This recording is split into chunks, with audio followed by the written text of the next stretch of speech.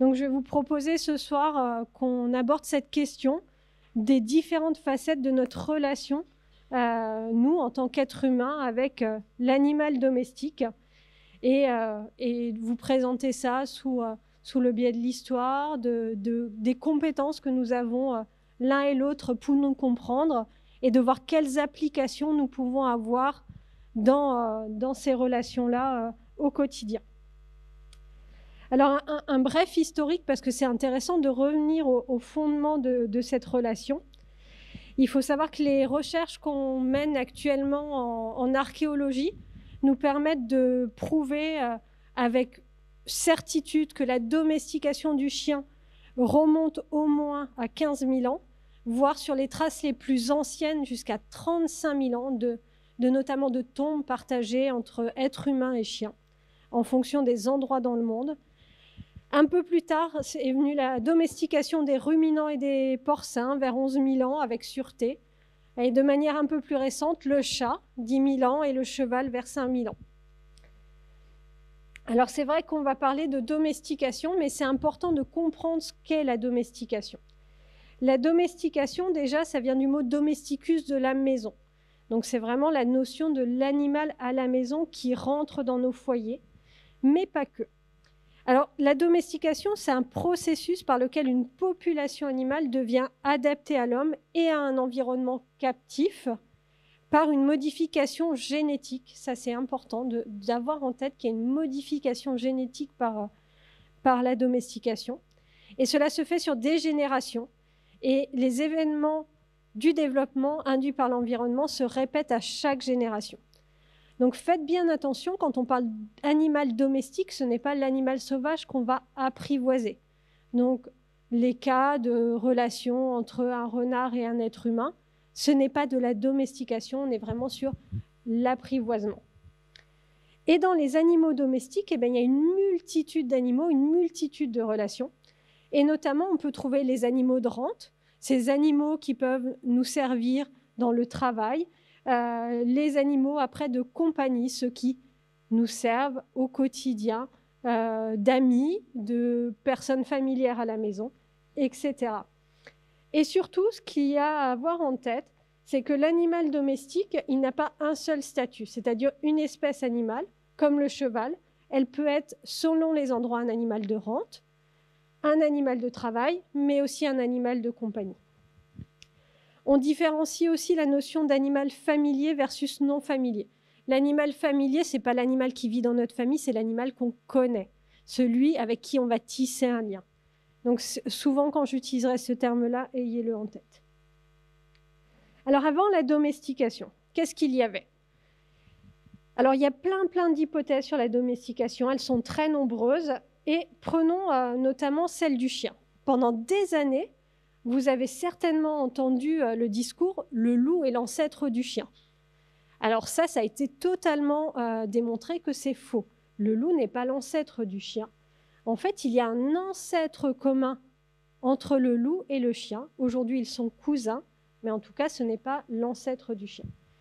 A été aussi discuté que le chien pouvait être très proche du chacal ou du coyote, mais désormais, les dernières études génétiques nous montrent clairement que son plus proche cousin, c'est le loup gris. On a aussi, du côté du cheval, une histoire préhumaine qui remonte à très loin. On a déjà des traces de ce qu'on va appeler aujourd'hui cheval dès le Pléiocène. Et par contre, étonnamment, l'animal de compagnie qui en France est le plus populaire, le chat, c'est certainement l'espèce qu'on connaît le moins avant la domestication. Donc on a encore beaucoup de questions qu'on se pose sur cet ancêtre du chat, sur son évolution, avant que le processus de domestication soit enclenché. Alors qu'est-ce que cette domestication a donné sur ces animaux? Qu'est-ce que nous avons influencé dans le développement? Alors déjà, on a plusieurs scénarios possibles sur comment ça s'est passé. On a des pistes qui disent que l'humain a adopté des bébés animaux, des bébés ancêtres du chien, les a élevés, a réussi à faire de la reproduction. Mais ça commence à être oubliée au profit d'une autre théorie plus récente qui serait qu'il y aurait eu un rapprochement et une aide dans un intérêt mutuel. La démarche ne venait pas seulement de l'humain, mais aussi de l'animal qui a tiré bénéfice de la présence de l'humain dans son quotidien. Présence de chaleur avec le foyer, présence d'une protection, de sources de nourriture, puisque l'humain pouvait laisser des restes. En tout cas, c'est une des pistes qui semble privilégiée aujourd'hui. Pourquoi l'animal s'est rapproché de nous et a finalement été domestiqué. Donc, comme je vous disais, des modifications génétiques, et cette domestication fait aussi que le milieu de vie, il va être imposé. Nous, en tant qu'êtres humains, nous imposons un milieu de vie à l'animal domestique, et souvent, nous sommes la personne pourvoyeuse de nourriture. Donc, ces animaux domestiques, aujourd'hui, auraient beaucoup de difficultés à retourner dans la nature, puisque génétiquement, ils ont été modifiés, et ils ont été habitués à ce que la nourriture vienne de l'être humain. En tout cas, nous, êtres humains, nous sommes un élément clé de l'environnement. Alors, qu'est-ce que concrètement ça a impacté dans le développement des espèces animales? Prenons l'exemple du chien. En fait, la domestication, elle a été source de changement, en tout cas, source de changement morphologique déjà. Alors, quand vous regardez ce chien-là, qui ne craque pas avec ce regard? Voilà, clairement, il a un regard qui fait qu'aujourd'hui, on est charmé, on est attiré. Et bien, tout ça, c'est une question de muscles. C'est une équipe qui, il y a 3 ans désormais, a montré que ce regard-là provenait de l'existence de 2 muscles supplémentaires que vous pouvez voir donc sur ce schéma, que n'ont pas les autres espèces proches du chien, et qui lui permet d'avoir ce regard attirant. Et dans l'évolution, dans la domestication, l'humain a donc privilégié des animaux qui avaient cette capacité à nous charmer et donc qui ont développé ces 2 muscles faciaux. Et en fait, ça fait écho à des travaux qu'on a en éthologie de l'intérêt, de l'attirance que nous avons, êtres humains, envers ce qu'on appelle le baby face, ces visages de bébé. En fait, on est naturellement attiré vers des grands visages, des grands yeux, un front bombé. Et ça a été montré déjà, l'attirance vers le bébé, qui nous provoque des envies de soins, mais c'est la même chose dans les autres espèces animales. Le lapin, le chien, même les oiseaux ont leurs jeunes qui ont ces baby face qui provoquent les comportements de soins. Et il est aujourd'hui clairement démontré que ça marche aussi avec une autre espèce. Donc si un animal a ces caractéristiques, ces grands yeux, ce front bombé, eh ben, on va avoir tendance à être attiré, à avoir envie de prendre soin de lui. Walt Disney a clairement utilisé les travaux de Lawrence pour créer ces personnages. D'ailleurs, Mickey est un des personnages qu'il a créé en pensant aux travaux de Lawrence. Alors, outre les changements morphologiques, il y a des modifications neurologiques. Ça, c'est une étude aussi assez récente qui montre que la taille du cerveau, mais aussi sa forme et ses zones du cerveau ont été modifiées par la domestication. Et même plus loin, les zones du cerveau sont différentes selon les spécialisations du chien. C'est-à-dire que des chiens comme le Golden Retriever, qui ont des fonctions de rapport au niveau de la chasse, comme d'autres chiens qui font de la course, d'autres qui font plus de la compagnie, et ben en fait, leurs zones du cerveau ne sont pas développées de la même façon. Et tout ça est issu de l'influence de la domestication de l'être humain. Et enfin, on a des modifications comportementales. Et un bon exemple est une expérience russe qui est menée depuis les années 50 sur la domestication du renard argenté. Cette équipe, au départ, avait des intérêts financiers puisqu'ils voulaient créer des lignées de renards plutôt dociles, amicales à l'homme, pour pouvoir mieux les élever et après les tuer pour faire des manteaux de fourrure. Donc, ils créaient des lignées et en même temps, une équipe de recherche s'était associée pour essayer de comprendre les phénomènes de domestication. Alors, on avait des lignées plutôt amicales à l'homme et d'autres lignées plutôt agressives. Et tout ça, ça s'est déclenché en seulement 3 ou 4 générations. Donc, c'est assez fou de se dire que ces changements comportementaux peuvent se faire aussi vite. Et enfin, la domestication fait qu'on a aussi créé des aptitudes des aptitudes à défendre le groupe, à rassembler, à résister au froid. Mais derrière ces aptitudes se cachent des besoins. Et en fait, des animaux qui ont besoin de défendre un groupe, ça va être des animaux, des races, dans le cas des chiens, qu'on a besoin de canaliser. Des chiens qui ont besoin de rassembler, et bien derrière, il faut leur offrir espace et mouvement. Et pour des animaux comme les chiens type husky, où leur capacité c'est de résister au froid, il faut leur offrir des conditions thermiques qui sont particulières. Donc certes, on domestique avec des buts précis, mais derrière, il faut savoir qu'il y a des besoins particuliers pour ces animaux. Et ce n'est pas limité aux chiens, puisqu'on retrouve ces mêmes questions, par exemple, sur des races de poules, de vaches, ou pour les vaches, par exemple, on va créer des races plutôt laitières, plutôt des races à viande. Donc ces questions ne sont pas limitées aux chiens. Alors tout ça fait que le statut aussi de l'animal, il a évolué au cours de l'histoire. Si on reprend comme ça quelque chose d'anecdote où on pense à quelqu'un qui a beaucoup fait parler de l'importance de l'animal sur notre vision que nous avons de l'homme, c'est La Fontaine avec les fables. Mais ce n'est pas le seul, et d'ailleurs La Fontaine s'est inspirée de choses beaucoup plus anciennes. Et en fait, ce que l'animal peut apporter à l'homme et comment nous pouvons nous en inspirer, Ésope, déjà en Grèce, le faisait.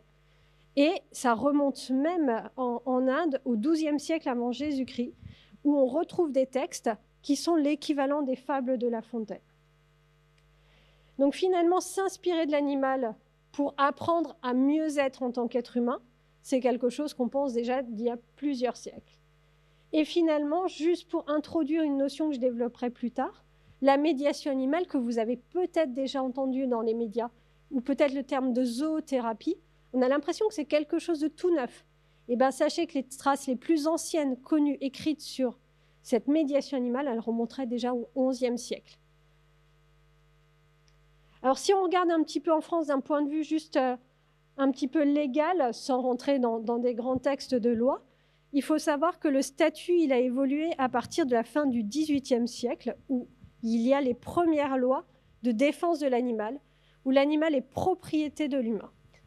Il faut attendre milieu du 19e pour la loi Grammont qui interdit les mauvais traitements aux animaux. Puis, années 60, 1960, on a le code pénal où l'acte cruel devient un délit. Années 76, l'animal est un être sensible dans le code rural et il va falloir attendre encore longtemps pour voir évoluer le code civil où l'animal, depuis désormais 7 ans, est considéré comme un être sensible.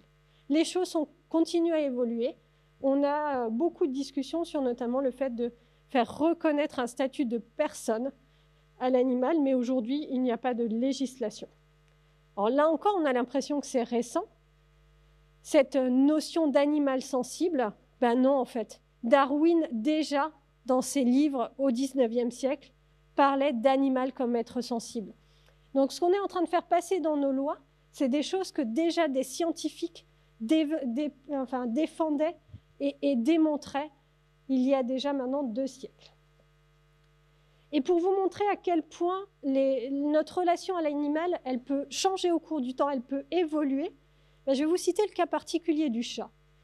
Le chat, il a eu vraiment une histoire assez intéressante. Dans l'Antiquité égyptienne, il était vénéré. On l'enterrait, on le momifiait, il était représenté en tant que dieu. À l'Antiquité romaine, il y avait une réelle passion pour les chats de la part des classes sociales supérieures. Et au fur et à mesure, finalement, cet intérêt pour les chats, il s'est développé et s'est dispersé géographiquement et socialement à travers toute l'Europe. Alors ça a continué, cet engouement pour les chats, et il était apprécié dans la première partie du Moyen-Âge, notamment pour la chasse. Mais à partir du XIVe siècle, il y a un changement au niveau du Moyen-Âge, et le chat commence à devenir associé à Satan. Il est brûlé au même titre que les sorcières. Et à partir de là, le chat commence à être décrié là où avant il était vénéré. Et c'est grâce à Richelieu, au moment de la Renaissance, que son statut va réévoluer. C'est quelqu'un qui a vraiment essayé de réhabiliter les chats. Et si vous regardez les peintures de Richelieu à l'époque, il est toujours entouré de 5, 6, 7 chats. Il a vécu jusqu'à une quinzaine de chats dans son bureau. Et c'est grâce à lui, notamment, sous cette impulsion, que dès la Renaissance, le chat est réhabilité progressivement. Jusqu'au début du 19e, où là, il est considéré comme un animal de compagnie et non plus un animal seulement utile pour faire fuir les rats et les souris. Et désormais, il est l'animal le plus populaire en France, le plus présent dans les foyers français. Il dépasse largement le chien.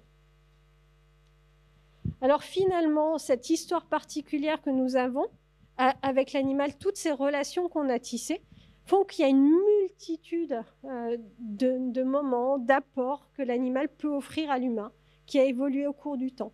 Animal utile pour la chasse, pour les loisirs, pour la rente, pour la viande, mais aussi des animaux faire valoir. Aujourd'hui, sur Internet, les gens aiment habiller leurs chiens et faire des selfies pour se valoriser. Ça peut être les animaux de travail, les chiens d'avalanche, détecteurs de faux billets, de drogue. On a toutes les courses hippiques. Et puis, on a aussi le développement des animaux d'assistance et de la médiation animale, où l'animal de compagnie va prendre un autre volet, va se mettre au service du bien-être humain. Alors, comment on a réussi finalement à créer ces relations? Parce que si on ne se comprend pas, on ne peut pas créer de relations.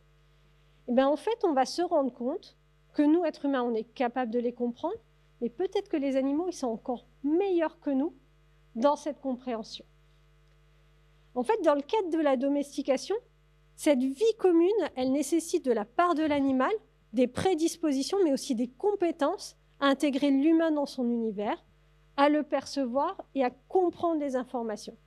On n'est pas des individus de la même espèce, on ne communique pas de la même façon, et pour autant, on sait se faire comprendre.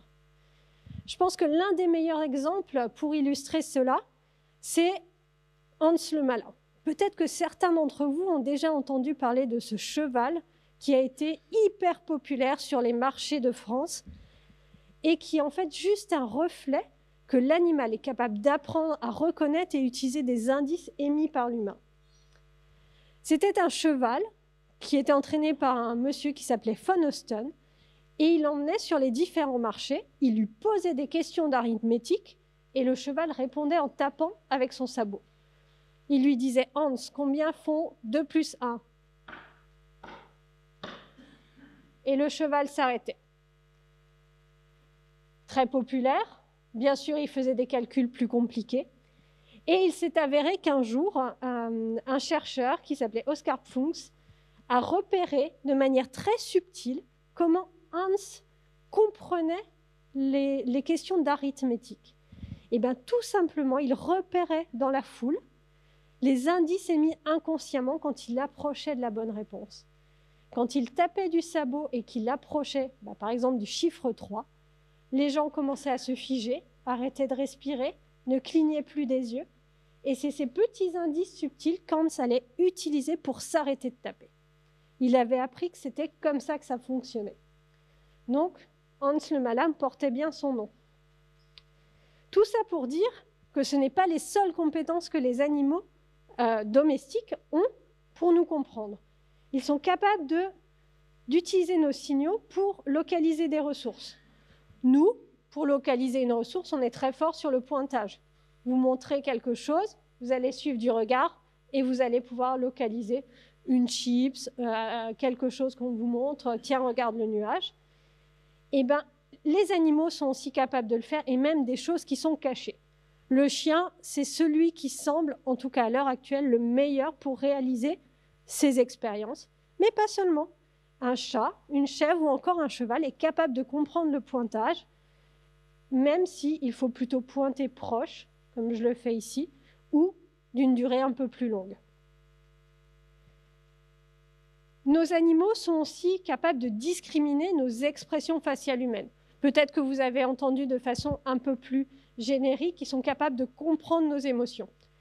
En éthologie, on dit plutôt expression faciale humaine. On se rend compte notamment que le chien discrimine très bien la différence sur les visages humains de la joie versus la colère, versus la tristesse. Mais ce n'est pas le seul qui a ces capacités-là. En effet, le cheval est aussi capable de le faire, et même les cochons domestiques. Ça, c'est un projet en cours à l'Université de Vienne, et qui montrent que dans la même expérience que le chien, le cochon est aussi bon que le chien à reconnaître nos émotions, notamment la joie et la colère. Et nos animaux de compagnie, et en l'occurrence le chien, sont aussi très forts grâce à leur odorat pour percevoir notre état interne dans nos pathologies, dans nos maladies. En effet, vous avez certainement entendu parler de chiens capables de reconnaître des odeurs, de cancer, de diabète. Et bien nous, il y a quelques années, au laboratoire Ethos à Rennes où je travaille, on s'est posé la question pour l'épilepsie. On avait beaucoup de données, beaucoup d'anecdotes qui disaient que les chiens étaient capables de détecter les crises d'épilepsie, et ce, même avant qu'elles arrivent. Mais nous n'avions aucune preuve sur l'existence possible d'une odeur d'épilepsie et sur la réelle capacité de ces chiens à le faire. Donc on a mené cette expérience, on a proposé à des chiens qui étaient formés à la détection, mais pas de l'épilepsie, on leur a présenté des odeurs de personnes pendant une crise d'épilepsie et d'autres odeurs de mêmes personnes qui ne présentaient pas de crise d'épilepsie.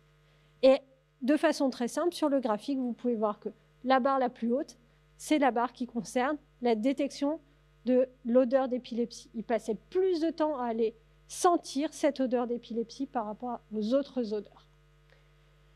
On a refait cette expérience et on a pu vraiment montrer que les chiens entraînés sont capables de discriminer une odeur de crise d'épilepsie versus d'autres odeurs d'une même personne, et ça de façon fiable, et quelle que soit la personne et quel que soit le type de crise d'épilepsie. Et ça, aujourd'hui, ces capacités de détection en termes d'odorat sont même développées pour essayer de détecter la Covid. C'est un projet qui est mené à l'École nationale de Maison-Alfort, où ils forment des chiens pour détecter la Covid pour des populations qui n'auraient pas facilement accès aux tests nasales. C'est notamment le cas de personnes lourdement handicapées, des personnes vieillissantes qui ne peuvent pas donner leur assentiment. Et donc, pour éviter quelque chose d'invasif, ils ont pour projet, ça a déjà été fait dans certaines maisons de retraite, de placer ces chiens détecteurs de Covid et d'éviter des clusters. Alors, revenons aux compétences. Nos animaux de compagnie, en l'occurrence encore les chiens, parce que ce sont ceux qu'on connaît le mieux et qui sont le plus étudiés, sont capables de percevoir notre état attentionnel. C'est-à-dire qu'ils sont capables de savoir où on regarde. Et il a été clairement montré qu'un chien allait plutôt quémander vers la personne qui le regardait plutôt que vers la personne qui ne le regardait pas. Et ça, vous l'avez peut-être certainement déjà expérimenté. Mais ce n'est pas la même chose. Il va aussi mieux répondre aux ordres, aux commandes que vous allez lui donner si vous le regardez plutôt que si vous ne le regardez pas. Donc, il y a aussi cet aspect-là dans l'éducation. Si vous regardez, c'est plus efficace. Et ce n'est pas le seul. Ça a été aussi montré chez le cheval, qui obéit plus à la commande qu'on dit « reste », pas bouger, quand la personne le regarde, que quand la personne le regarde mais au-dessus de la tête, ou qu'elle est tournée, ou qu'elle a les yeux fermés. Donc vraiment, les chiens et les chevaux sont capables de reconnaître cet indice lié à l'état attentionnel de l'homme. Et même plus fort, même si je suis sûre que vous l'avez expérimenté, ça vous semblera tellement logique, ils reconnaissent les personnes familières des non familières. Ils savent qui est la personne avec qui ils vivent, qui est la personne qui les soigne. Et ça, alors certes, le chien, le chat, ça nous semble évident, mais les cochons, les vaches, les moutons, d'autres espèces de rentes sont capables de reconnaître les personnes familières versus les personnes inconnues. Et pour ça, ils se basent sur le visuel, mais pas que. Ils peuvent associer une voix pour le chien, mais aussi associer une odeur pour le cheval à cette reconnaissance. Et surtout, ils sont capables de se souvenir des actions. Alors, il y a des anecdotes, mais surtout, ce qu'il faut retenir, c'est que même si pendant des années, l'animal, en l'occurrence le chien, le cheval, les vaches, les poules, ne voient pas la personne familière, le temps passe, ils arrivent quand même à le reconnaître une fois des années passées. Donc il y a une mémoire à long terme, et elles sont d'autant plus durables, ces mémoires, qu'il y a une émotion qui est associée à celle-ci. Alors vous allez me dire, est-ce que c'est lié forcément qu'à la domestication? Ben non. C'est ça qui est assez intriguant. Parce qu'en fait, on a montré assez dernièrement, notamment au laboratoire où je travaille, que les guépards sont capables de reconnaître aussi des voix familières, des voix non familières. Donc, c'est-à-dire des personnes qui ont en charge la garde des parcs nationaux Et donc ces guépards sont capables de plus regarder vers la voix qu'ils connaissent, de passer plus de temps à se tourner vers ce haut-parleur que des voix non familières. Et les dauphins ou encore les capucins qui vivent en captivité sont aussi plus sensibles à l'état attentionnel humain. Donc finalement, des espèces sauvages sont aussi capables de nous comprendre. Donc, ça pose la question de est-ce que c'est la vie quotidienne avec l'homme qui est source d'apprentissage, même pour des animaux sauvages, plutôt que la domestication en tant que telle. Donc finalement, c'est ce lien au quotidien qui pourrait permettre à l'animal de nous comprendre, au-delà même du fait d'avoir été génétiquement modifié. Alors jusqu'à maintenant, on a l'impression que tout est rose, mais j'aimerais quand même apporter quelques nuances avec des possibles difficultés. Parce que les interactions animales, nos relations que nous avons avec nos animaux de compagnie, des fois, ça pose question, il y a des difficultés et on peut notamment mentionner les agressions. Par exemple, chez le chien, il y a à peu près 500 000 morsures déclarées par an en France. Chez les chevaux, 50% en établissement hippique montrent que l'agressivité est un problème. C'est le deuxième poste d'accident pour la mutualité agricole. Et en fait, on se rend compte, grâce à des études en éthologie, que ces animaux avec lesquels il y a des difficultés sont souvent des animaux qui ont une vie sociale qui est insuffisante, qui vivent isolés d'autres congénères, par exemple, qui ont eu un sevrage précoce, avec qui on n'a pas permis de rester suffisamment longtemps avec la mère, avec le reste de la fratrie. Ce sont des animaux qui présentent aussi des douleurs chroniques. Vous, les premiers, vous avez mal au dos, et bien vous allez peut-être être plus agressif. Ben, c'est pareil pour les animaux. Puis c'est aussi l'espace, le type d'environnement dans lequel ils évoluent, qui va faire que, quelquefois, il y a de l'agressivité. Dans tous les cas, il faut savoir que l'humain fait partie de l'univers de l'animal domestique. C'est la définition même. Nous faisons partie de leur environnement. Ça veut dire qu'on en est responsable. Comme le disait Saint-Exupéry, tu deviens responsable de ce que tu as apprivoisé, mais au-delà de ça, tu deviens responsable de ce que tu as domestiqué. Nous avons une responsabilité. Et ça se montre en reprenant l'expérience du renard en Russie. Certes, on a sélectionné des animaux avec des lignées plus sympas, en fait, vers l'homme. Mais qu'est-ce qui est arrivé? Alors, ça peut sembler un petit peu anecdotique. Ben, les renards, regardez en niveau esthétique. Ce renard qui avait une belle, des beaux poils argentés, il est devenu bicolore, il est devenu d'une autre couleur, il a eu une queue en panache, qui n'était pas du tout le cas au départ. En fait, il y a des changements morphologiques qui sont arrivés et qui n'étaient pas du tout attendus. Alors là, vous allez me dire, bon, c'est pas très grave, c'est juste de l'esthétique. Mais en fait, ça peut avoir des conséquences beaucoup plus graves. À force de chercher ce qu'on appelle des hypertypes, d'aller de plus en plus vers de la sélection, eh bien, on va poser des problèmes de santé, par exemple des problèmes respiratoires, des problèmes oculaires, des problèmes de locomotion, ou alors sur des animaux nus, une fragilité thermique. Et finalement, un mal-être pour certains animaux, juste pour finalement de la sélection, une recherche d'esthétique, on va causer des problèmes de santé un peu plus graves. Et puis finalement, si on ne prête pas attention aux besoins de l'animal, on a en conséquence de la domestication le non-respect fondamental des besoins de l'espèce. Un cheval, quand il vit dans la nature, qu'est-ce qu'il a besoin? Il a besoin de grands espaces. Il a besoin de vivre en groupe. Il a besoin plus de 16 heures par jour de manger. Qu'est-ce que la vie domestique, dans la plupart du temps, lui propose? Une vie en box, 9 mètres carrés, seule, et 1 à 3 repas par jour de granulés. Ce n'est pas le cas partout. Mais voilà la différence entre la vie possible et qui est liée à la domestication et les besoins fondamentaux de l'espèce. Donc, il faut réfléchir aussi aux conséquences de cette domestication. Et puis après, ce que nous, en tant qu'êtres humains, on interprète. Moi, la première, des fois, je fais des erreurs, et pourtant, j'ai été formée. Mais des fois, il y a des faux amis. Et ça a été démonté sur des représentations très bêtes, finalement. Je mets bêtes avec des guillemets. les croyances habituelles, ce serait que les chevaux agressifs, ils ont mauvais caractère. Vous avez peut-être déjà entendu parler de ça. Mais en fait, on a montré que ce n'est pas des chevaux qui ont mauvais caractère, c'est des chevaux qui sont en souffrance, qui présentent plus de problèmes vertébraux, ces chevaux agressifs. Après, on va dire les chevaux qui jouent vont bien, ces chevaux adultes qui jouent vont bien.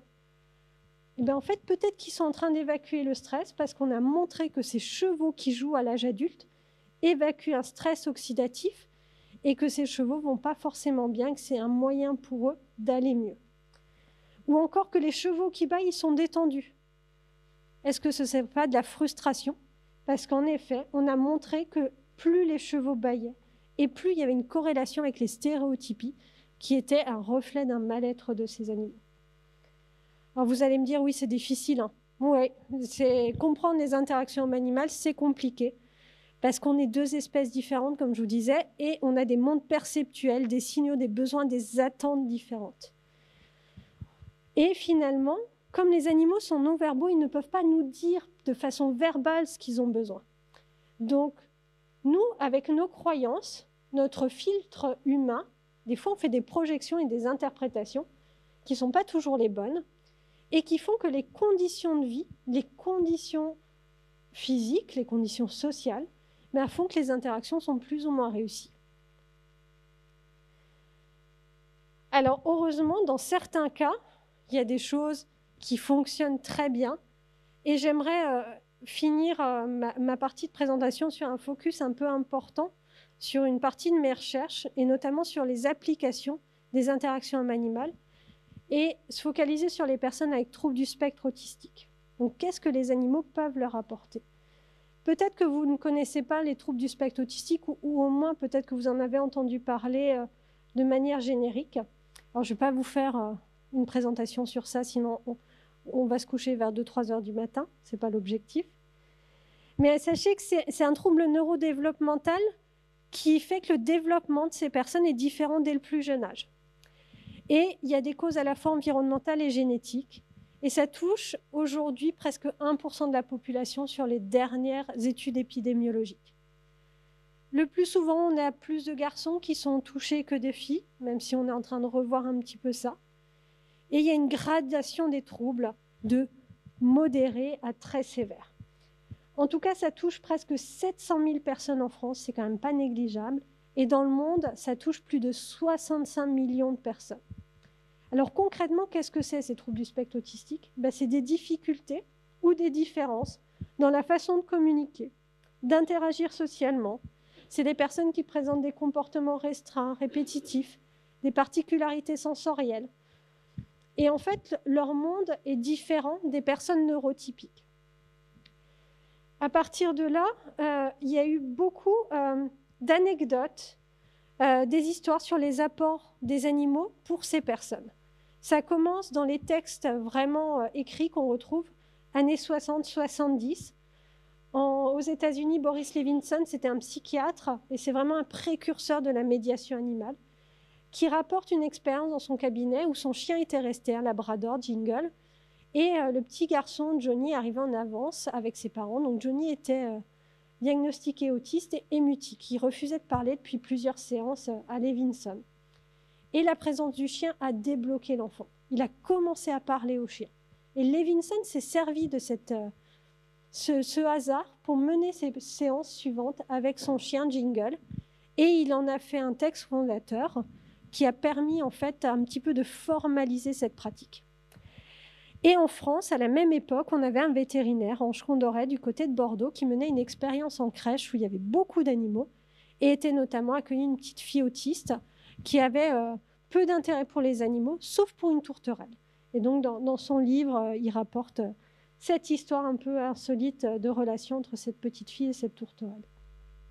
Ça, c'est au tout départ, et maintenant, vous avez une foultitude d'ouvrages qui rapportent ces anecdotes, ces histoires tout aussi merveilleuses de liens très forts entre ces enfants, ces adolescents et même ces adultes avec TSA et les animaux.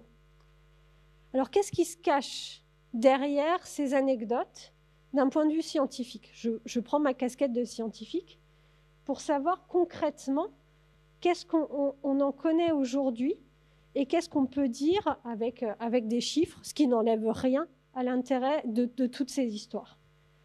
Alors l'animal à la maison, qui est un partenaire du quotidien, au-delà des personnes avec TSA, on a montré qu'il pouvait avoir un impact positif sur plein de choses. Sur la sphère physique, le fait de vivre avec des animaux de compagnie fait qu'on est en meilleure santé.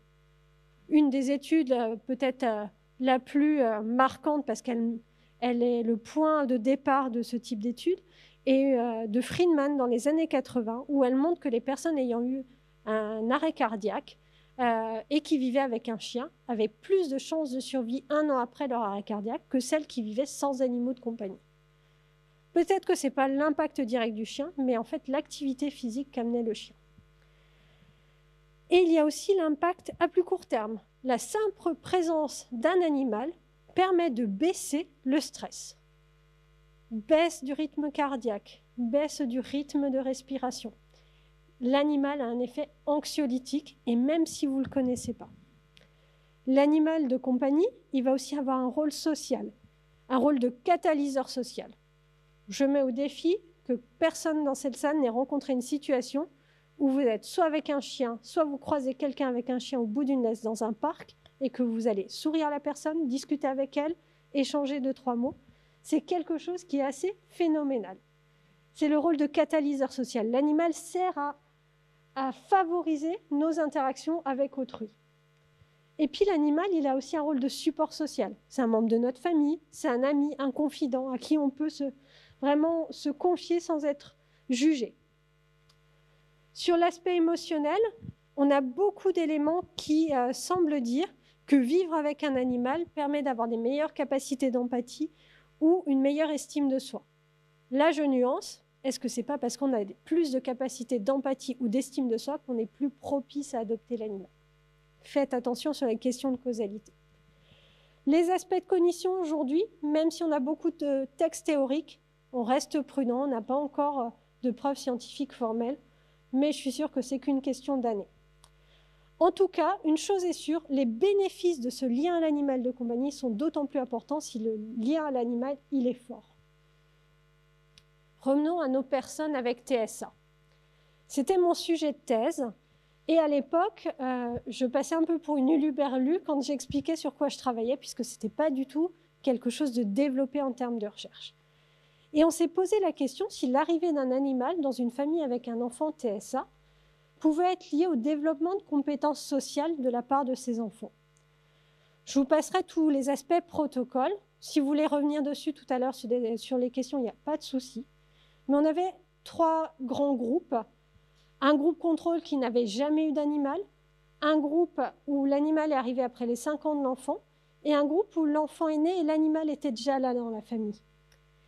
Et il s'avère que c'est uniquement dans le groupe où l'enfant TSA voit arriver un animal après l'âge de 5 ans qu'il améliore son offre de partage et son offre de confort et de réconfort.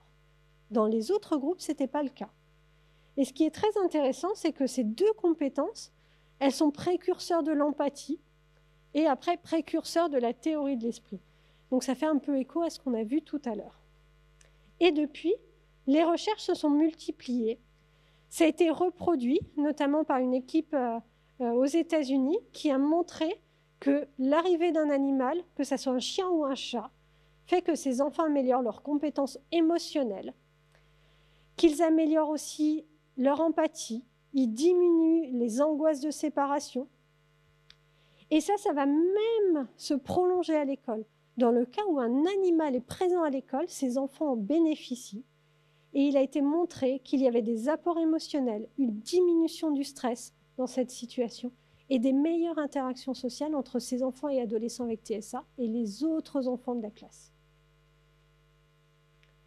Et après, il y a les chiens d'assistance qui ne sont pas des animaux de compagnie parce qu'ils ont une formation particulière, mais pour autant, ils vivent au domicile de la personne et notamment des enfants et des adolescents avec TSA. Alors, le chien d'assistance, ce n'est pas quelque chose qu'on ne trouve qu'en France. Il y en a partout dans le monde des associations qui remettent gratuitement ou avec un financement un chien pour des personnes présentant des fragilités. Il y en a plein de sortes. Peut-être que vous connaissez les chiens guides d'aveugles. Ce sont un cas particulier des chiens d'assistance. Mais si on reste sur notre focus des enfants et des adolescents avec TSA, on a ce qu'on appelle les chiens d'éveil. Alors un chien d'éveil, qu'est-ce que c'est? En France, prenons l'association Handichien, qui est la plus ancienne et qui remet gracieusement des chiens d'éveil, plusieurs dizaines tous les ans. Ce chien d'éveil, pour ces enfants et ces ados TSA, c'est avant tout un moyen de stimuler, d'éveiller, d'apaiser les angoisses, de dédramatiser les moments difficiles, d'aider à faire face aux défis quotidiens, permettre une meilleure cohésion familiale et de changer le regard sur le handicap. Alors ça, c'est clair, les familles le rapportent. De manière individuelle, toutes ont des exemples à vous donner. Nous, en tant que scientifiques, on aime bien aussi comprendre exactement comment ça marche, quelles sont les preuves, qu'est-ce qui est finalement transversal à toutes ces familles. Alors, il y a plusieurs équipes dans le monde qui travaillent dessus et qui ont pu mettre en évidence les apports de ces chiens d'éveil pour ces enfants et ces adolescents. Clairement, il y a une augmentation des interactions et des habilités sociales suite à l'arrivée du chien. L'enfant, il est plus calme. Il est réconforté par la présence du chien. Il arrive mieux à gérer ses émotions et son humeur générale est améliorée. Mais ces améliorations ne concernent pas que l'enfant, ça concerne aussi toute la famille. En effet, la famille a une dynamique familiale plus positive qui se met en place. Il y a un meilleur sentiment de compétence de la part du parent qui souvent était face à des situations de stress et se sentait incompétent face aux troubles de son enfant. Et aussi, globalement, toute la famille, fratrie compris, se sent plus heureux suite à l'arrivée du chien. Et il y a aussi des diminutions de paramètres importants. L'enfant, comme la famille, fratrie compris, se sent moins stressé depuis l'arrivée du chien. Et le parent aussi dit clairement qu'il y a moins de préoccupations par rapport à la sécurité de l'enfant. Clairement, l'enfant dort mieux, il y a moins de fugues, la présence du chien permet vraiment d'apaiser les relations familiales.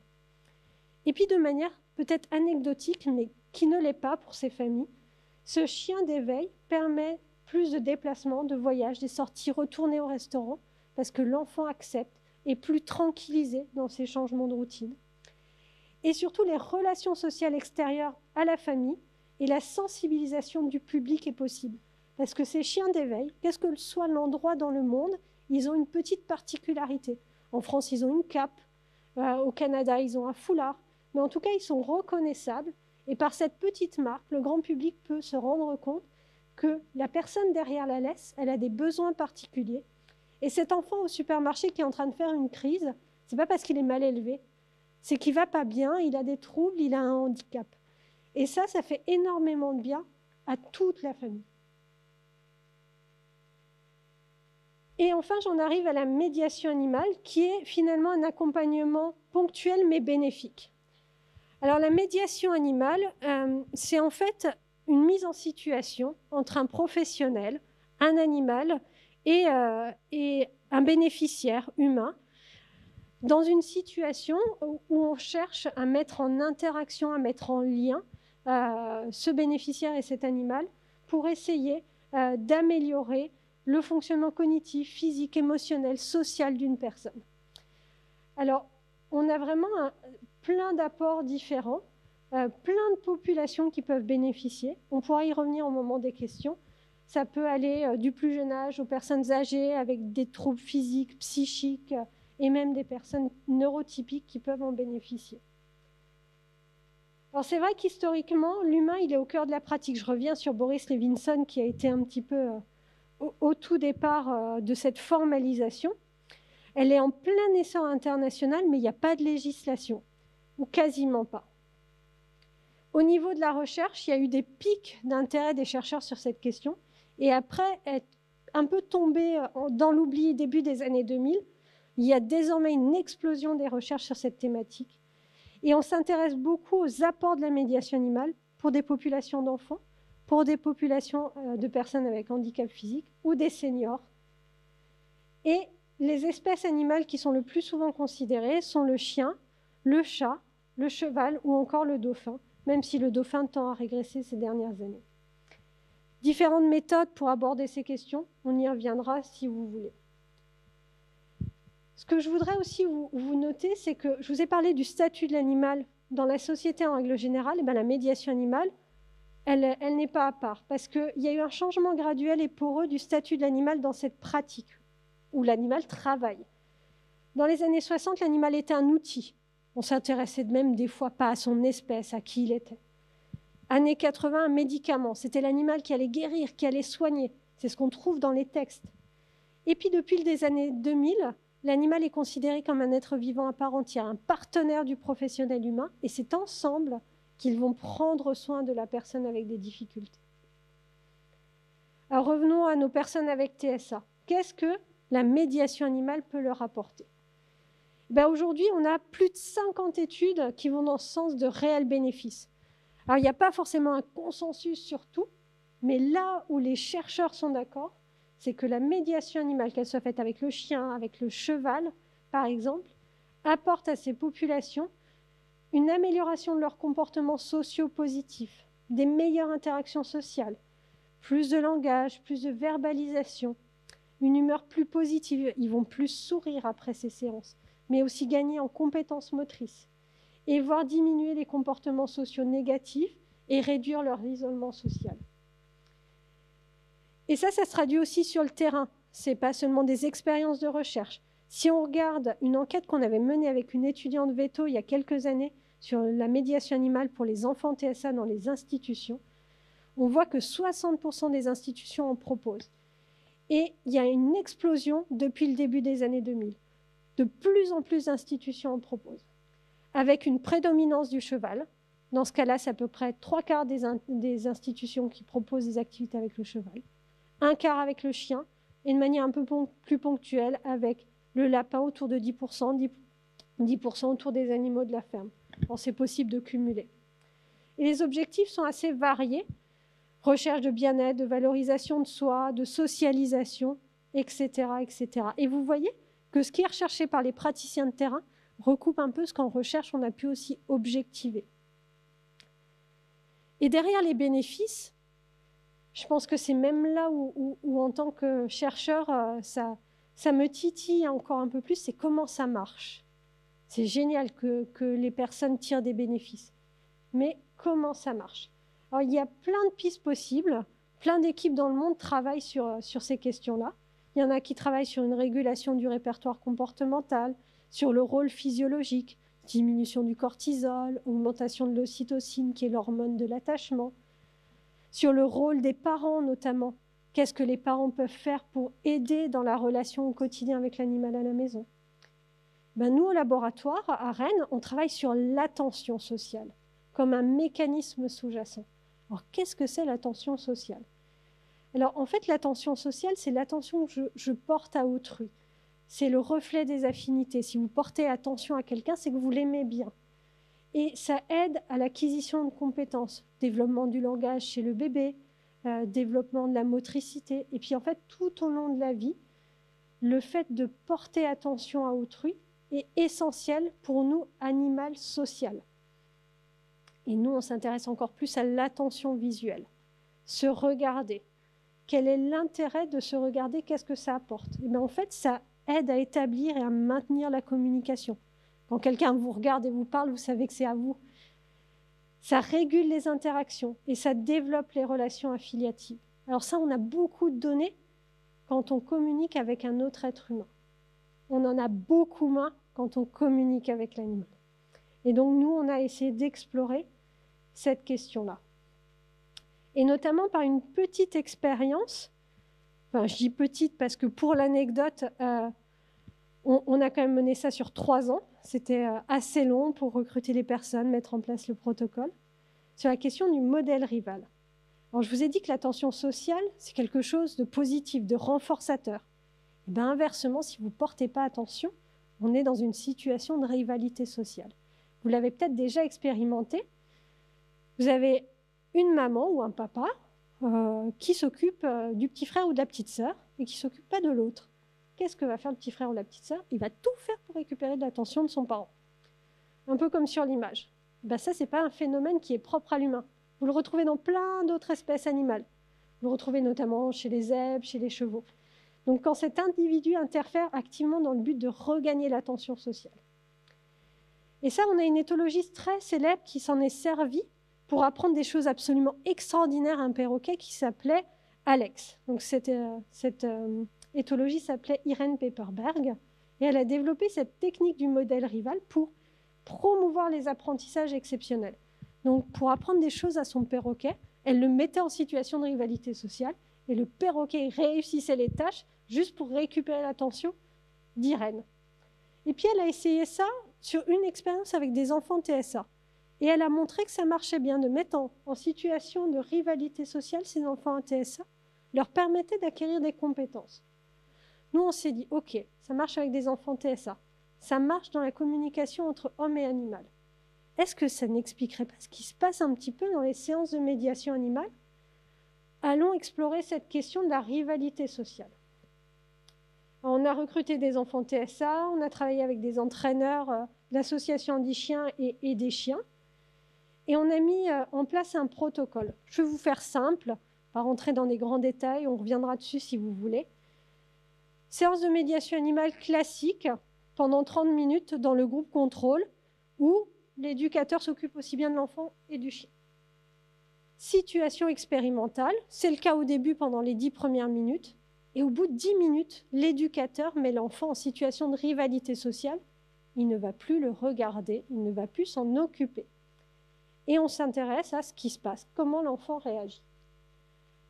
Donc pour des questions de droit, c'est frustrant parce que je ne peux pas vous mettre le visage de l'enfant, mais on verra des aspects de changement de localisation. Donc là, vous voyez que l'éducateur s'occupe aussi bien du chien que de l'enfant. Et là, maintenant, il le met en situation de rivalité sociale.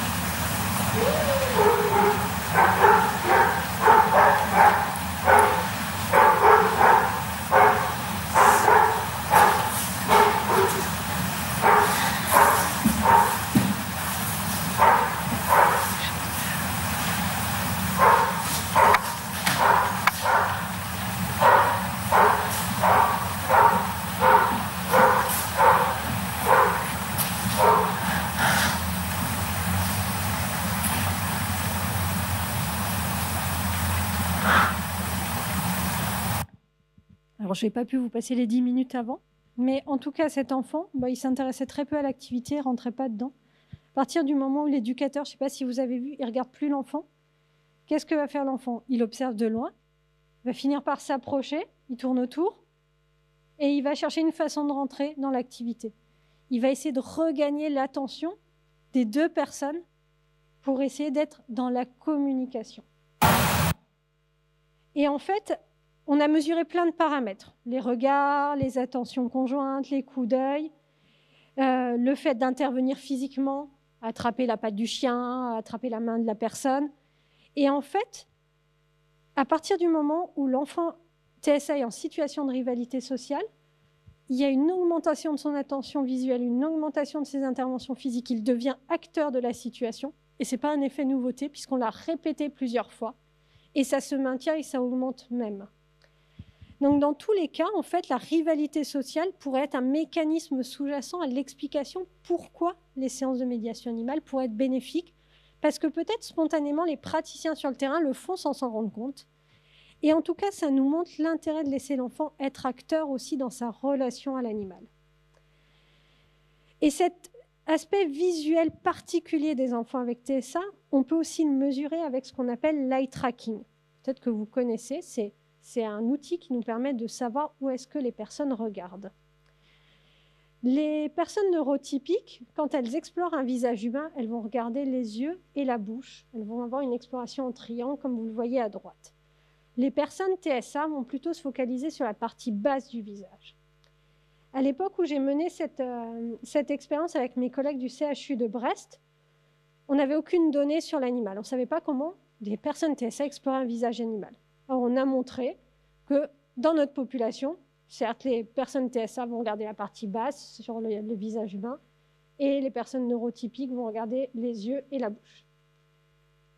Et pour les faces animales, on a été hyper surpris. Enfants et adolescents neurotypiques et enfants et adolescents avec TSA exploraient les faces animales de la même façon, c'est-à-dire en triangle, yeux, bouche, nez. Et cette exploration pourrait aussi nous faire comprendre pourquoi ce serait plus facile de communiquer avec les animaux pour ces personnes-là. Parce que regardant les yeux, il y aurait peut-être une meilleure compréhension de l'émotion, des interactions. Et ce qui est intéressant, c'est que ça a été reproduit par une équipe aux États-Unis. Sur d'autres images, sur une autre population, ils arrivent au même résultat. Et à l'heure actuelle, on a débuté une thèse en octobre dernier qui va essayer de relever un défi, c'est-à-dire de ne plus mesurer ça sur des images, mais en conditions réelles. Donc, on se revoit dans 3 ans et je vous dis si ça marche aussi en conditions réelles. Alors, quelques points de vigilance et je finirai sur ça. C'est que la médiation animale, on a l'impression que là, tout est rose, mais il faut quand même être prudent parce que si la pratique n'est pas adaptée, on peut vraiment causer des dégâts sur les animaux. Et c'est le cas, la première fois, ça a été montré dans une publication en 2001, où en 2 fois 8 semaines, un chien a eu des conséquences à vie suite à 2 fois 8 semaines de médiation animale qui avaient été mal menées. Médication à vie, développement d'un syndrome de stress chronique. Et puis là, c'est quelques photos que j'ai trouvées sur des sites internet où on voit de la pratique qui est à la fois dangereuse pour l'animal, mais aussi pour les personnes, de la double monte sur le cheval qui peut causer des douleurs dorsales, de la double monte sans bombe, qui peuvent être dangereuses si les personnes tombent, ou encore une personne en chaise roulante avec des longes assez courtes. Si l'animal est surpris et rue, il pourrait y avoir des blessures. Donc voilà, attention, il y a aussi des limites. Et puis, du côté des personnes avec TSA, je vous ai cité plein d'anecdotes où il y a des super relations. Je vous ai montré des données de recherche qui vont dans le sens très positif. Mais attention, ce n'est pas toujours le cas. Parce que oui, il y a des peurs des animaux et des fois des peurs irrationnelles. D'ailleurs, c'est pour ça que je me suis dit, il faudrait peut-être que je vienne à la conf du mois d'avril pour poser la question sur la peur des araignées pour ces personnes-là. Des fois, il n'y a pas d'intérêt pour les animaux. Il y a à peu près, sur un sondage qu'on avait fait pendant ma thèse, il y a à peu près 20% des personnes avec TSA de plus de 12 ans qui ne présentent ni intérêt, voire une peur des animaux. C'est quand même assez énorme. Puis il y a des témoignages. Alors le premier, c'est en fait des attouchements inappropriés d'un enfant des animaux de la famille. Le deuxième témoignage, c'est une relation obsessionnelle avec le chat. Dans un autre, c'est une perte d'intérêt. Donc c'est quand même quelque chose qu'il faut avoir en tête. Tout n'est pas magique, tout ne fonctionne pas toujours bien. Et puis on a mené un protocole aussi pendant ma thèse où on faisait rencontrer un cochon d'Inde à des enfants TSA où on mesurait l'intérêt pour les animaux. Et en fait, un tiers des enfants avec TSA, en présence de cet animal qu'ils ne connaissaient pas, qu'est-ce qu'il a fait? Il s'est tourné vers le parent. Il ne s'est pas intéressé au cochon d'Inde, il a été communiqué avec le parent. Rappelez-vous, rôle de catalyseur social, ça marche aussi pour une partie de ces enfants. Un tiers de ces enfants, en fait, ils ne s'y ont pas du tout intéressés. Ils n'ont pas été voir le parent, ils n'ont pas été me voir moi, l'expérimentateur. Ils ont fait autre chose. Ils ont présenté des stéréotypies, ils ont fait d'autres activités avec des objets présents dans la pièce. Et enfin, un tiers de ces enfants se sont intéressés au cochon d'Inde et l'ont fait dans cette interaction comme l'ont fait la plupart des enfants neurotypiques. C'est-à-dire ils se sont approchés de l'animal, ils lui ont parlé, ils lui ont souri, ils l'ont touché et caressé. Et de manière identique aux enfants neurotypiques. Donc vous voyez que ce n'est pas 100% des enfants avec TSA qui spontanément se sont tournés vers l'animal qu'ils ne connaissaient pas. Et la fameuse enquête dont je vous parlais, donc près de 20% des enfants avec TSA qui n'ont pas d'intérêt ou qui ont même peur des animaux. Et même plus important, pour ceux qui vivent avec des animaux à la maison, seulement la moitié d'entre eux ont une relation privilégiée avec cet animal, ce qui est pour des enfants du même âge le cas de 86%. Donc il y a moins de relations privilégiées avec l'animal à la maison. Donc je finirai par quelque chose de très simple, c'est dans notre relation à l'animal, il ne faut pas oublier qu'on est deux partenaires. Et puis, la relation qu'on a avec l'animal, il y a des mécanismes sous-jacents qui sont finalement pas si différents de ceux qui gouvernent les relations humaines. Je vous ai parlé de l'attention visuelle, j'aurais pu vous parler de l'attachement concret, le fait de prendre soin. Il y a plein de mécanismes en commun. Dans tous les cas, le bien-être de l'un va influencer sur le bien-être de l'autre. C'est de manière totalement liée, même si nous avons, nous, une plus grande part de responsabilité dans la qualité de la relation, puisque c'est nous qui offrons l'environnement de vie sociale et physique à ces animaux domestiques. Et c'est vrai que la vie, justement, de ces animaux domestiques, c'est des nécessaires compromis. Je ne vais pas être celle qui va vous accuser, vous montrer du doigt parce que vous avez un chat qui vit en appartement et qui vit seul. Non, vous avez le droit, mais il faut lui offrir des compensations. Et à partir du moment où on est au courant des besoins de l'animal et qu'on va vers le mieux-être possible, à partir de là, tout est gagné. En tout cas, l'attention pour moi, et c'est que mon avis, c'est que l'attention est au cœur de la relation. Il faut faire la différence entre voir et observer, entendre versus écouter, pour apprendre à connaître et mieux vivre ensemble. Alors tout ça, je ne l'ai pas fait toute seule. Je remercie plein de gens qui ont bossé avec moi et ce n'est pas du tout exhaustif. Et puis, si la question vous intéresse, je fais de la pub et j'aime pas faire ça et je suis pas à l'aise. J'ai écrit un bouquin sur cette question il y a 2 ans. Et je vous remercie. Et si vous avez des questions, ce sera avec grand plaisir.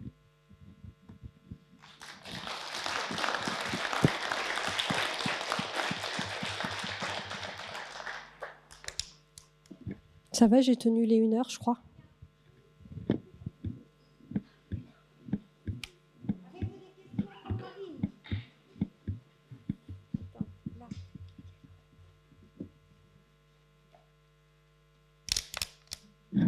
C'est toujours la première qui est la plus dure.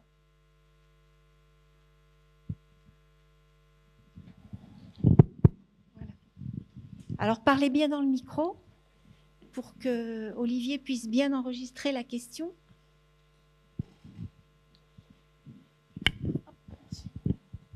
Bonsoir.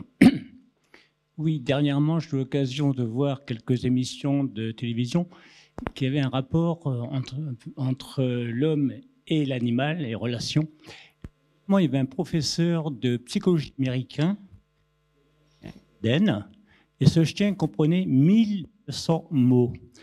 Or, en moyenne, un chien comprend 300 à 400 mots. De même, aux États-Unis, il y a quelques années, il y a un chat qui est dans une maison de retraite. Et le soir, lorsqu'elle était sur le lit de la personne âgée, le lendemain, la personne était décédée. Je crois qu'il y a eu une douzaine de cas comme ça dans la même maison de retraite. Qu'en pensez-vous ? Alors, du coup, sur le chien qui comprend 1200 mots, si je ne me trompe pas, c'est Chester qui est assez connu. Sa capacité à apprendre fait que son partenaire de vie l'entraîne quotidiennement, lui apprend tous les jours des nouveaux mots, le stimule beaucoup et ils ont une relation absolument extraordinaire. Et en fait, la qualité du lien va amener des bénéfices et des apprentissages extraordinaires à nous, êtres humains, mais va aussi apporter des choses extraordinaires à l'animal et l'emmener plus loin que finalement un chien moyen, capacité moyenne. Et pour aller dans votre sens, on a l'anecdote d'Alex, qui, donc éduqué par Pepperberg, ce perroquet, il avait appris le concept du nom, de l'arithmétique, il savait compter, additionner, multiplier, il savait reconnaître les couleurs, chose qu'un perroquet lambda ne savait pas faire. Et donc c'est aussi cette qualité du lien qui peut nous emmener très loin, être humain, mais emmener l'animal aussi beaucoup plus loin. Et puis pour l'anecdote du chat, c'est quelque chose qu'on retrouve très souvent. Alors, il n'y a pas 100% d'explications scientifiques et je pense qu'il y a plein d'explications possibles. Une des pistes, c'est que le chat, c'est un animal qui dort beaucoup et qui aime bien les endroits chauds et calmes. Et c'est triste à dire, mais une personne qui est sur la fin de vie, c'est une personne qui a chaud, qui bouge peu et qui a un endroit réconfort aussi pour le chat. Alors ça, c'est une piste d'explication, mais on ne peut pas exclure aussi que cet animal sente, perçoive des indices que la personne a besoin d'une présence et donc viennent. Mais là, aujourd'hui, je ne peux pas vous dire, on a une étude qui montre ça. Mais en tout cas, c'est une des hypothèses. Mais ça ne doit pas être la seule. J'espère que mes réponses vous conviennent. Une autre question pour Marine? Ah. C'est toujours à l'opposé. Oui, sinon c'est pas drôle.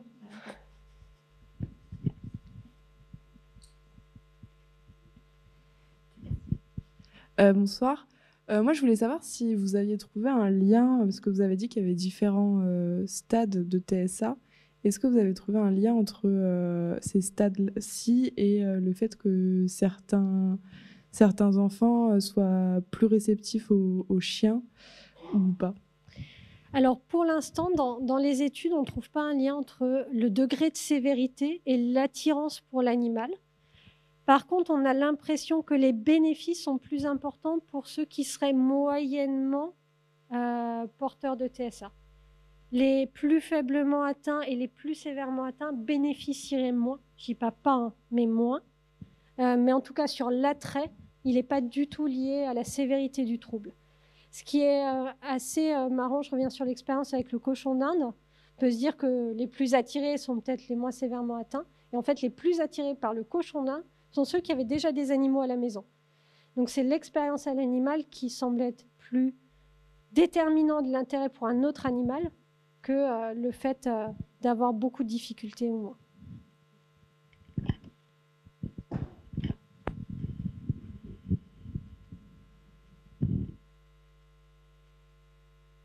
Bon, je vous ai séché. Oui. Ou alors c'est que c'était tellement complet qu'il n'y a pas de questions. Ils ont envie de retrouver leurs animaux de compagnie, peut-être. Tu as un animal, toi, à la maison? Oui, moi j'ai un chat. D'ailleurs, si vous avez été observateur, j'étais en photo avec mon chat à un moment donné. Voilà. J'aime bien glisser. C'est souvent mon défi de glisser mon chat dans mes présentations. D'accord.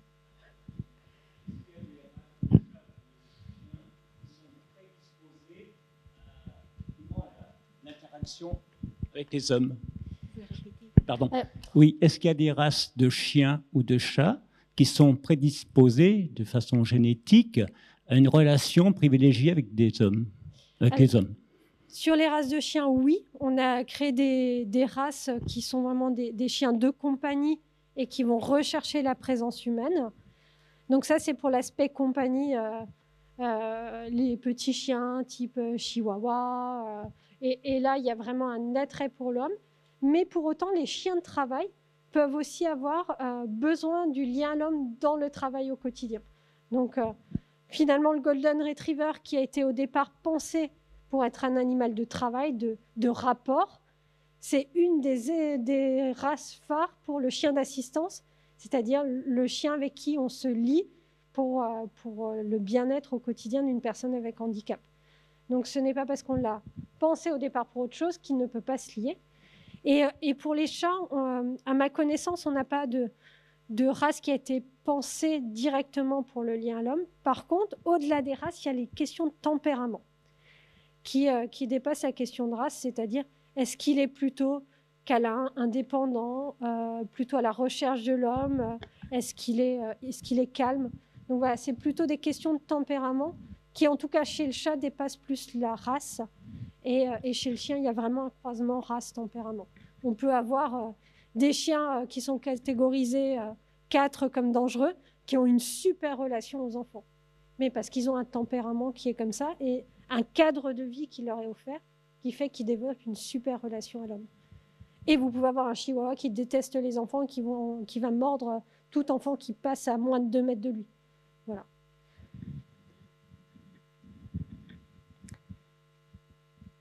Alors, si vous voulez développer les questions autour de la médiation animale, parce que j'ai commencé à poser des éléments, mais on peut ouvrir à l'intérêt de l'animal dans des aspects thérapeutiques au-delà des personnes avec TSA, parce qu'on trouve ce type d'approche thérapeutique, mais pas que, hein, pour des publics qui vont des enfants en crèche de moins d'1 an, au public en fin de vie en EHPAD, à l'hôpital pour des personnes qui sont atteintes de cancer, en prison, On a une super activité qui commence à l'université d'Angers cette année, notamment pour les élèves à la bibliothèque, pour les aider à créer du lien social, à les aider à mieux réviser. Il y a un chien qui est là, avec un professionnel, et qui les aide. Donc voilà, je fais écho à l'université puisqu'on y est. Et ça, c'est quelque chose qui est hyper commun aux États-Unis et au Canada, notamment pendant les examens des étudiants. On a des chiens qui se baladent et qui se font papouiller pour déstresser les étudiants qui composent. Ça peut être une idée, ouais.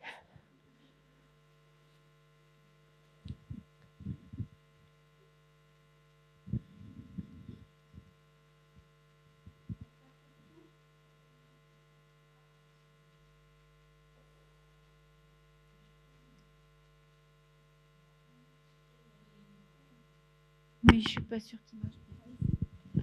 Oui, je voulais savoir, on entend parler de plus en plus de communication animale et je voulais savoir ce que vous en pensiez. Alors, communication animale dans le sens télépathie? Oui. Alors, ce que je vais vous répondre n'engage que moi et je n'ai pas de preuves scientifiques.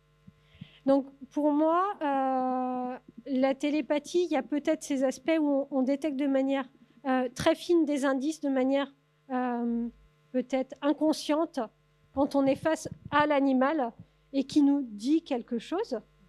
Un animal qui ne va pas bien, on va peut-être voir des postures particulières qui indiqueraient un mal de dos. On va peut-être repérer des traces de blessures anciennes et de manière subtile, essayer de comprendre ce que l'animal nous dit par ces éléments-là. Sur la communication animale sur photo, je reste très sceptique parce que je ne l'ai pas expérimenté. Je ne sais pas. Voilà, je n'ai pas de positionnement. Je ne peux pas vous dire que c'est quelque chose qui est complètement fou. Je ne peux pas vous dire que j'y crois totalement. Ne l'ayant pas expérimenté, je n'ai pas de positionnement. Voilà. Mais en effet, c'est un courant qui se développe de plus en plus. Et je pense qu'il faudra s'y intéresser pour mieux le comprendre et savoir comment ça fonctionne, si ça fonctionne. Mais c'est au même titre que la voyance. C'est des choses qui dépassent à l'heure actuelle peut-être nos instruments de mesure, nos moyens de compréhension. Donc voilà, je ne peux pas plus me positionner que ça.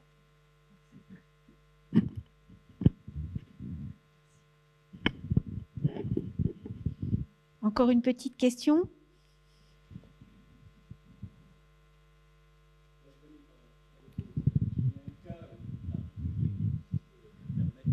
Merci. D'accord, je passe. Merci. Oui, c'est un Shih Tzu, un chien d'origine tibétaine, vous savez, adorable. J'en ai eu. Malheureusement, il vient de partir. Son maître est décédé et quelque temps après, le chien, tout seul, était sur la tombe. Tout seul. Sans avoir été là au moment... Non. Ok. Non. Son maître est décédé d'une crise cardiaque. Oui. Et le petit chien était retrouvé dans le cimetière. D'accord. Alors, cet exemple n'est pas le seul. Il y en a énormément. Et sincèrement, à ce jour, il n'y a pas d'explication tangible. Mais en tout cas, si ça se répète, si ce n'est pas un cas unique, c'est que derrière, il y a un phénomène qui existe. Lequel est-ce? Point d'interrogation. Je pense que les chercheurs ont encore du boulot pour comprendre les relations humaines-animales pendant des décennies et des décennies. Mais je ne peux pas vous apporter de réponse plus que ça. D'accord. Et en cas où l'animal de compagnie, il est mort en cas de décès, le jeune enfant atteint de cette maladie, il va mal le prendre et son état va être beaucoup plus aggravé qu'au début. Du coup, est-ce qu'il n'y a pas une autre alternative, genre au cas de décès de cet animal, genre il n'y a pas une autre solution en fait? Et parce que j'ai vécu ça et c'était pas vraiment beau à vivre. Alors, il est clair qu'au-delà même du TSA, la perte d'un animal de compagnie est quelque chose de difficile à vivre. C'est un deuil d'un être vivant. Pour en revenir aux personnes avec TSA, quand c'est un chien d'éveil, les associations essayent, si la famille le demande, de très vite reproposer un chien pour faire une transition. Dans le cas de famille où c'est un chien ou un autre animal de compagnie, Là, c'est que des anecdotes parce qu'il n'y a pas d'études à proprement parler. Les familles essayent de l'anticiper quand le chien ou le chat ou l'autre animal vieillit, de prendre quelques poils, de faire une empreinte dans du plâtre pour essayer en fait de garder un élément physique qui fera la transition au même titre que les photos. Ça, c'est quelque chose qu'on pourrait faire aussi pour tout un chacun pour permettre le deuil. Mais en tout cas, c'est quelque chose qui se pose, cette question, même dans la médiation animale. Parce que là, je vous ai parlé des apports de l'animal par ce professionnel, cet animal qui accompagne le temps de la prise en charge. Mais qu'est-ce qui se passe quand ça s'arrête? Alors certes, il y a des bénéfices qui perdurent. Pour certains, ça va perdurer. Puis pour certains, il y a une régression. Il y a la difficulté de ne plus voir ce professionnel, de ne plus voir cet animal qui vient pour rythmer le quotidien. Et ça doit se préparer pour justement éviter un effet négatif qui vienne contrer tout ce qui a pu se construire pendant des semaines et des mois. Donc, pensez à l'après, même quand l'animal est encore là, que ce soit par le biais d'un professionnel dans le cadre de la médiation animale ou l'animal à la maison, c'est nécessaire. Parce que malheureusement, la plupart de nos animaux de compagnie, ils ont une durée de vie qui est plus courte que la nôtre.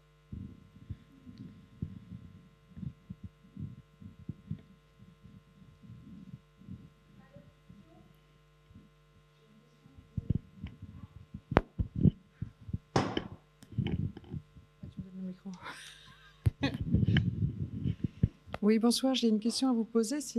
J'ai ma fille qui a un épagneul breton qui est apparemment très intelligent. Enfin, en fait, quand elle lui parle en anglais et en français, bon, il comprend, mais en fait, il a une façon de bouger la tête vraiment à droite, à gauche, et de prêter comme un être humain, en fait. C'est assez incroyable, j'ai jamais vu ça. Et je voulais savoir s'il bougeait la tête parce qu'il comprenait ce qu'elle lui disait. Est-ce que c'est les sons c'est par rapport à la musique? Parce que j'ai l'impression qu'il est aussi très... quand il écoute de la musique, parce qu'elle est très musicienne, il bouge beaucoup sa tête aussi. Est-ce que quand elle lui parle, c'est parce que c'est la façon dont... c'est la compréhension, enfin, c'est ce qu'elle dit qui comprend, ou alors c'est le son de sa voix, suivant que c'est des mots en anglais ou... Alors en fait, qu'est-ce que ça peut être en fait, ouais. De bouger autant ça...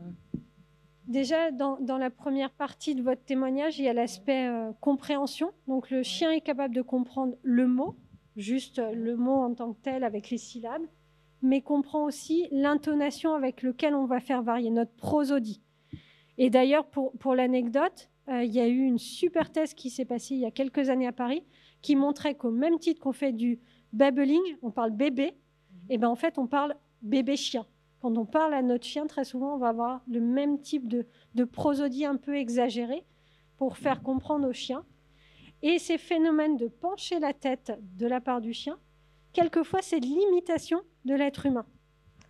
Parce qu'elle lui fait des propositions je sais pas, de sortie ou de... Oui, d'activité. Il attend et il bouge énormément la tête par là, et après, il lui refait une autre proposition, il rebouge la tête dans l'autre côté. Et donc, ça vaudrait le coup de ne plus regarder le chien quand ça se passe, mais de regarder votre fille. Ah oui. Parce qu'on peut avoir des phénomènes d'imitation, et même si c'est plus subtil, on peut avoir aussi, au moment où on parle, et notamment quand on fait du babbling, si vous avez déjà parlé à un bébé, on va faire l'accentuation des gestes, on va faire comme ça, et bien on fait la même chose avec le chien, et ça se trouve même de façon subtile, elle fait ça, et le chien va être dans l'imitation. Ah oui, ça doit être... Voilà, donc prochaine fois, vous pensez à moi, vous regardez votre fille et pas le chien. Je dis pas que c'est 100%, hein, mais peut-être que vous avez une clé de réponse. Ouais, je vais faire ça, merci. De rien.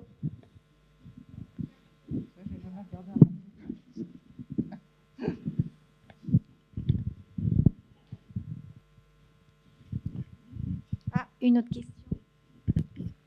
Bonsoir, il y avait une partie dans votre présentation que je n'ai pas très bien compris. Vous avez exposé des photos d'animaux qui ont eu des troubles oculaires, respiratoires, vu aussi une fragilité thermique. Oui. Et je voulais juste savoir si c'était dû aux modifications génétiques que vous aviez mentionnées avant, ou c'est peut-être autre chose. Exactement. Non, vous avez très très bien compris. En fait, ces animaux, qu'on a créé, c'est celle-là si je ne me trompe pas, Oui, exactement. c'est ce qu'on appelle des hypertypes. C'est qu'on a cherché à renforcer de plus en plus des particularités physiques au fur et à mesure des générations dans la domestication et qui ont en fait causé des problèmes de santé par la suite. C'est-à-dire qu'on peut voir sur le chien, notamment c'est né de plus en plus aplati, notamment chez le carlin qui est tout à gauche, qui cause des gros problèmes respiratoires et qui peuvent amener jusqu'au décès de l'animal prématuré. C'est le cas aussi chez les chats persans, où on a cherché ces faces de plus en plus plates par souci esthétique et qui ont des conséquences de santé derrière. Donc ça, c'est le phénomène de la domestication qui est poussé à son extrême. Mais ce n'est pas seulement le cas dans les animaux de compagnie, hein. On a ça aussi chez les vaches, par exemple.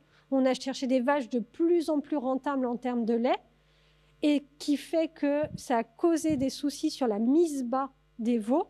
Et pour qu'elles soient rentables sur le lait, on est obligé de leur faire des césariennes. Donc on en est arrivé là aussi à des hypertypes pour de la rentabilité. Donc ça, c'est les dérives de la domestication. Voilà. Merci. Bon, c'est la partie moins sympa de la relation à l'animal, mais c'est aussi une réalité.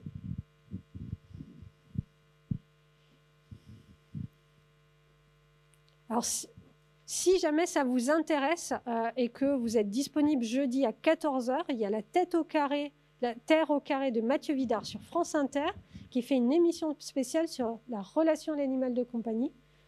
Bon, je le sais parce que je suis une des invitées, mais entre autres, il y a d'autres personnes. Et donc, si vous avez 1 heure pour aller plus loin, ça sera évoqué là dans 2 jours. Que vous retrouvez aussi en podcast. Et que vous pouvez retrouver en podcast.